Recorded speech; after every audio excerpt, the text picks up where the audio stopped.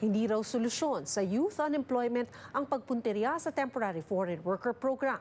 Ito ang tinutulak ng bagong pag-aaral ng Canadian Federation of Independent Business. Ang detalye sa ulat ni Paula Saraza. Doon yung opportunity na meron kami na makapag-work like yung katulad sa akin sa healthcare, sa PSW work. Hindi lahat ng mga kabataan na Canadian gusto yung ganong trabaho dahil mayroon pa sila mga opportunity, mahaba pa yung oras nila. Nagtatrabaho sa healthcare industry sa Toronto ang temporary foreign worker na si Maricel Salvan. Anya, iilan lamang ang mga kabataang nais gawin ito dahil kung minsan mabigat ang trabaho at mahaba ang oras. Sa bagong pag-aaral na inilabas ng Canadian Federation of Independent Businesses o CFIB, mayroong labor market mismatch sa Canada.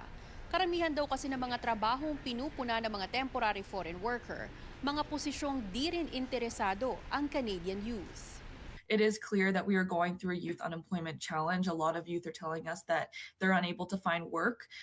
So the government is tying these two things together. But from our data, we are able to see that these two things are completely complementary, not competing. Batay sa datos ng Statistics Canada, nasa 12.3% ang urban population ng youth o mga edad 15 hanggang 24, habang 10.6% ang mga nasa rural na lugar o small towns. Sa ulat ng CFIB, mas malaki ang pangangailangan ng manggagawa ng small businesses sa rural areas kumpara sa urban cities.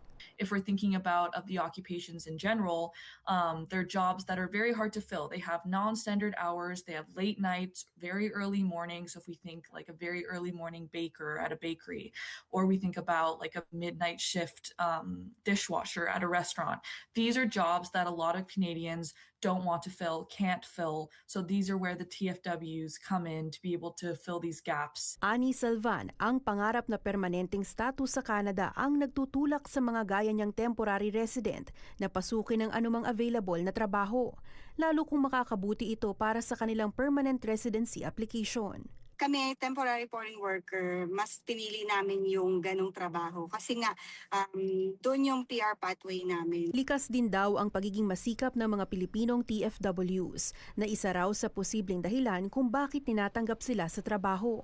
Naniniwala naman ang CFIB na may magagawa raw ang gobyerno para suportahan ang mga kabataang Canadians na naghahanap ng trabaho sa halip na hayaang mabaling ang sisi sa mga temporary foreign worker. Ayaw kasi sa trabaho, hindi tayo mapili at madali tayong ka-adapt. Tapos masipag tayo, matyaga.